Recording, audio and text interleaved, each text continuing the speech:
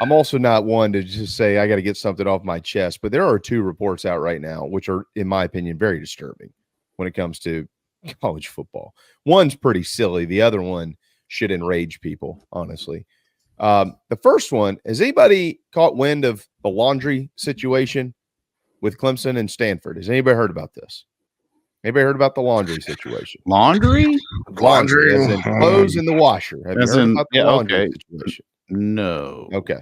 Let me explain this a little bit here. So a couple of days ago, John Blau, who's an excellent reporter, John works for the Post and Courier covering Clemson, tweeted, strange but true, Dabo Swinney says Clemson is doing Stanford's laundry because of the logistics involved in the Cardinals' long road trip, which is a nice thing for Clemson. This isn't that lets everybody hate Clemson for a second. That's it.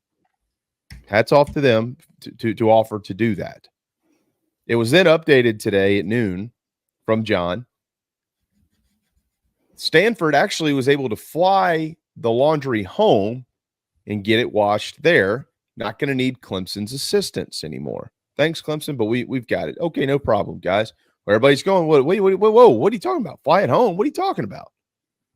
Stanford was just at Syracuse, and they won the game 26-24, right?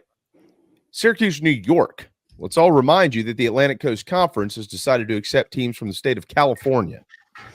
So Stanford has two trucks, a large equipment truck that stayed over here. Instead of driving, from Syracuse to Palo Alto and then back to Clemson, it just shot down the East Coast. Just a quick drive from Syracuse, New York to the upstate of South Carolina. They also have a smaller box truck, things that they needed during the week. They needed this stuff. Like, things that we need to practice and get prepared. That went to Stanford and is turning around and coming back to Clemson. So they were able to fly they flew their laundry home, JC. They flew their laundry home from Syracuse. And now the question is, when they get to Clemson, will they need help with the laundry after the game? Where are they after that? Hold on. Because of logistics. This is like, what are we doing? All right, you want me? I'm sorry.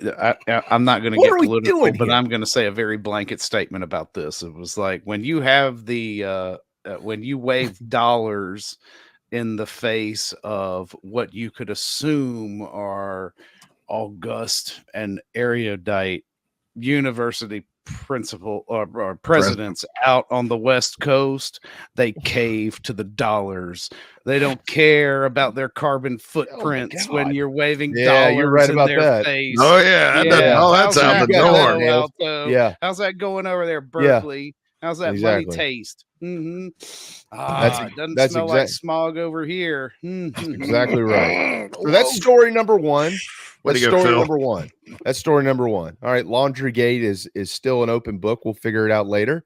Stanford says they'll have clothes to wear for the game. If not, it'll just be 100 naked dudes running around out there, which I'm sure will be fine with Clemson's football team. The other thing, though, I'm just kidding. Everybody calm down. Just kidding. The other thing that's disturbing is this report from our buddy Aaron Gershon with catspaws.com, part of the 247 Sports Network, or 24/7 network. Aaron, of course, came on before Carolina went to Lexington. And the headline is this: Kentucky might redshirt linebacker DeVaron Rayner. Oh, okay. Big deal, right? No big deal. No big deal. Kind of a big deal. He is the highest grader for PFF on the season. He's one of the best players they have on defense. By the way, they have the 6th best defense in the country right now, for those wondering. And DeVaron Rayner, who had a free year in 2020, hasn't redshirted. 5th-year guy. Kentucky's 2-2. 0-2 in the league, but 2-2. Might pull out a red shirt. Well, I don't know, JC. Why would you want a red shirt if you've been playing football for 5 years? Why on planet? It's not like you're not playing. You're in every game. You're one of the best players on the defense. And the quote from Mark Stoops is even dumber than the story. Well, we'll see. There's a possibility we may look to redshirt him and get him back just to let him really get his strength and body weight up to what he's capable of. We'll see. He's played in 3. He'll have an opportunity to play in at least one more prior to the bowl game. Well, he's 6'2", 217 pounds. He's healthy, and he's not injured. So what have you been doing the last 4 years to get him where he needs to be? Oh, wait, or maybe, just maybe, is this kid maybe thinking about redshirting so he could, I don't know, enter the transfer portal after they've started the season at 2-2 and 0-2 in the SEC. It's just a hunch, because why else would you quit a quarter into the season and call it a red shirt? And we've talked about this for years, guys. We've had these conversations. You knew this crap was going to happen somewhere. And coming into the season, we thought Kentucky was a little bit of a slippery slope. Remember, I get something weird up there, man. That's a fragile program. And now one of your best defensive players is going to say, I think I'm a red shirt because I need to get a little bit stronger for next season. What the hell are you talking about? I'd say, look, if you're going to red shirt, you might as well quit. Get off. Because we're not giving you a red shirt. You're out. No, I'd be like, nah. If you're, you're not holding up the end of your scholarship agreement because your agreement is to play football, and whatever NIL money you're getting is not getting paid to you past this, because you have to be in good standing. You can require them to be in good standing, so if you kick them off the team, which you can kick them off the team for any reason, then you can take that money away. And that's exactly what I would do if somebody came to me, with the intent to go be a free agent, after 4 games. Oh, and they just have to play 2 SEC teams. And he played pretty okay against Carolina. He played really well against Georgia. So he's got that Georgia tape now. And he's probably like, oh, man, I don't know. But as weird as things are with Mark Stoops in Kentucky, maybe that's like the plan, dude. Maybe maybe they're just like, well, we can get him back next year. And so do I sniff this, and does it pass the sniff test? No. I think he's trying to get in the portal. And Stoops just don't want it to appear like his players are quitting on him, right? So Stoops ain't going to really tell you that until it actually happens. Although I'd just kick him off the team. Or maybe this is the plan. Who knows? Nothing surprises me with this game anymore. There's nothing. JC, I would, my head will fall off before that's the actual plan up there. We all know that's not the plan. This team is on the iciest of slippery slopes. We know damn well it could fall off the rails at any. I know what you're saying. I'm not picking on anything you're saying or anything like that. They can say that crap all they want to say that crap. We know dang well. I thought this. If Carolina beat them, it could get real rocky, because they're not beating Ole Miss this week. They're going to be 0-3 in the SEC, albeit Vandy, Florida, Auburn up next. I get that. But, of course, they finished the season with Tennessee. They finished with Texas. They finished with Louisville, who all of a sudden looks pretty competent, don't they? They get beat this week. Making a bowl game becomes very difficult. And everything added up. Everything added up in the offseason. Think about it. We already talked about all this. We talked it to death. Coach tries to leave. They stage a coup in College Station. Oh, no. I'm good. I like it here. No, you don't. We all know you want to get out. It's all good, man. Just say it. You got players bailing left and right. You got quarterbacks. You got a new quarterback every year. You got a new OC every year. Half the fan base doesn't care because you get 6 wins. They just can't wait for basketball. The other half really does care, and they're tired of it because he's been there for 10 years. And it's chaotic. So you got players that don't want to play.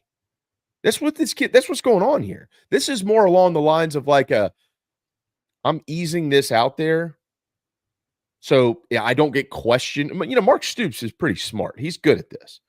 Let me get in front of this before the question comes up. Well, what's wrong with so-and-so? Why didn't he play at Ole Miss? Is he hurt? No. Suspended? Mm-mm. So what is it? Well, we need to get him stronger. In his 5th year of college football? Some guys are late bloomers. What? That's like No, my son can't take Spanish in his sophomore year of college or high school. Why not? Well, he hasn't learned to read yet. Well, that's bull crap. He's 16. He knows how to read. You know what I mean? Like, don't take a leak all over me and tell me that it's raining. This is a disaster. If you start setting this precedent, it's going to happen everywhere, including at South Carolina, I'm sure. And it's a locker room divider. So just get rid of them. You know what the solution to this is. If you're a coach, if you're the rest of the coaches out there, you just don't take this guy. You don't recruit him. Yeah, you say no. You can go play D1, you can play FCS or drop down a level, but none of us are going to take you because we don't want guys that just bail on the team. Now, the kid from Notre Dame, and this is, you can't make a rule against this, right? Because these are individual human beings with different situations. But this Jaden Mickey, his mother died before the Sun Bowl last year, and he's from California, and he's all the way the hell half across the country. He wasn't starting. He's okay, good player. So I think he just probably wants to get back closer to home.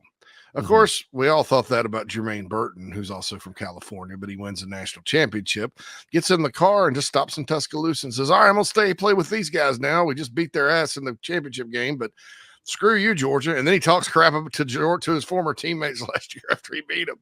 I was like, I wouldn't draft our draft guy that we have on here, who, by the way, is looks like he's right about Caleb Williams for now.